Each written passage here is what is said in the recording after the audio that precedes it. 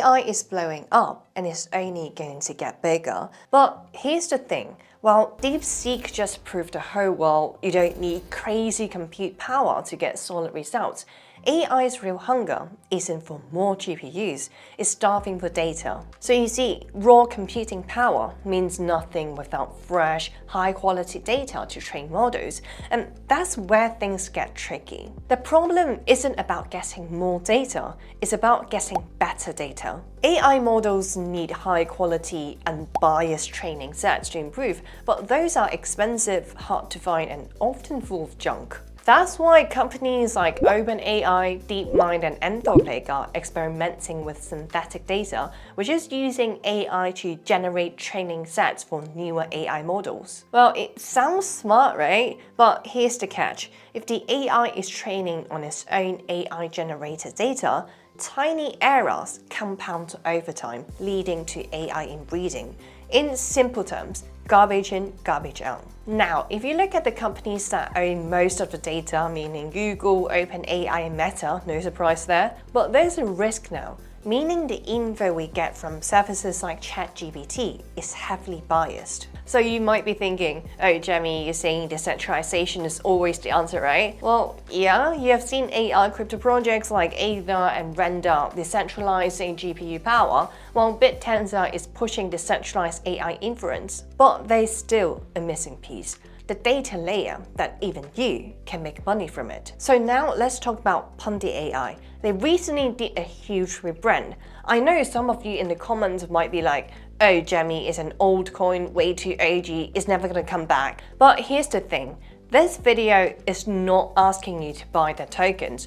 All that PUNDIAI is doing is allowing the users to tag some pictures, and in return, you earn tokens for doing it. Simple as that. And guess what? When you learn about the rebrand, you might actually be surprised. So let's break it down. First, we'll go over the rebranding, then we'll dive into the ecosystem and tokenomics. So first of all, what is the PUNDIAI data platform? It's really just straightforward. You log in and each day there are multiple tasks available. All you have to do is label what you see. For example, if you're shown a picture of a dog, you tag it as an animal and your score goes up. Once you finish tagging all the images in a task, you get rewarded in stable coins or tokens. Simple as that. So here's how the mechanism works.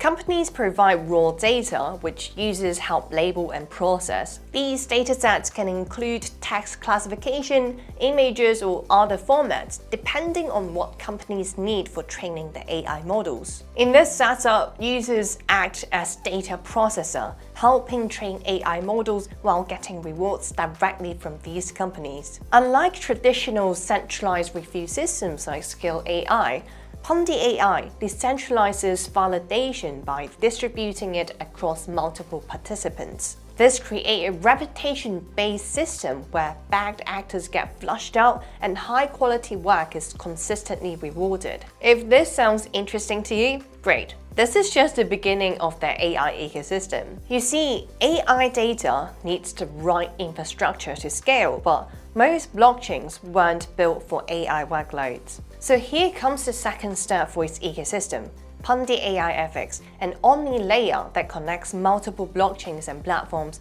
allowing them to work together seamlessly. Right now, AI is fragmented.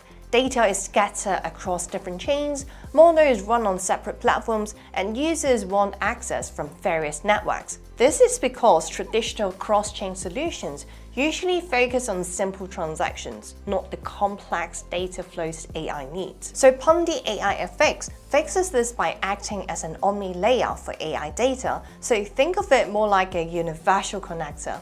It connects ecosystems like Base and Cosmos while keeping data decentralized and verifiable through IPFS. For anyone who didn't know, IPFS stands for Interplanetary File System. It's a way to store and share data across a decentralized network instead of relying on a single server.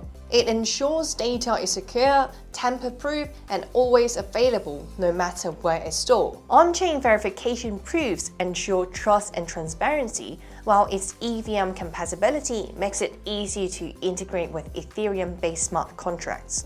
At the core is PUNDIAI FX, the execution layer, which efficiently processes AI workloads across multiple blockchains. So far, we have talked about the PUNDIAI's data marketplace and its Omni layer.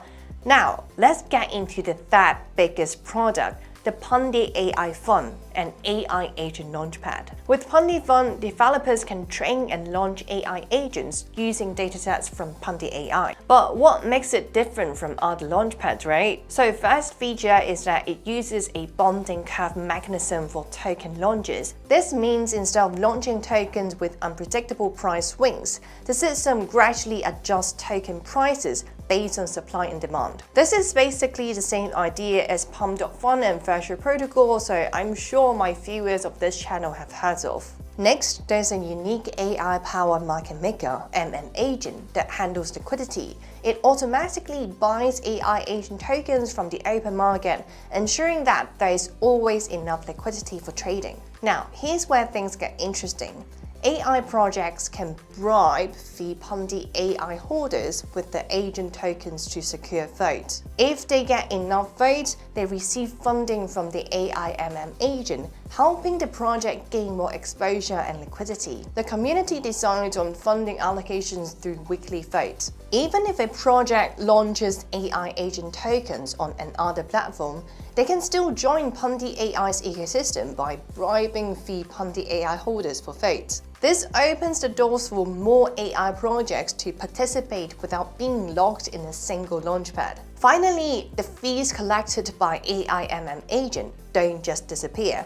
They are distributed to the Pundi AI holders, creating a cycle where token holders benefit from the ecosystem's growth. So just now I mentioned the Pundi AI token, so let's break it down the tokenomics a little bit further. So the Pundi AI token is actually a redenomination of FX, meaning the team has been around for years, mostly specialized on decentralized payments. So the FX token launched in 2019 and has been through multiple market cycles. Right now, it has a fully diluted valuation of around $100 million, so it's definitely a battle-tested asset. In terms of supply, there are 1.9 billion FX tokens in total. But here's the key part. About 60% of those are locked up in validated nodes and community pool. That is a good sign because it shows long-term commitment from the community. And what's even better is that there's no VC involvement in this project nor token sale. As part of the rebrand,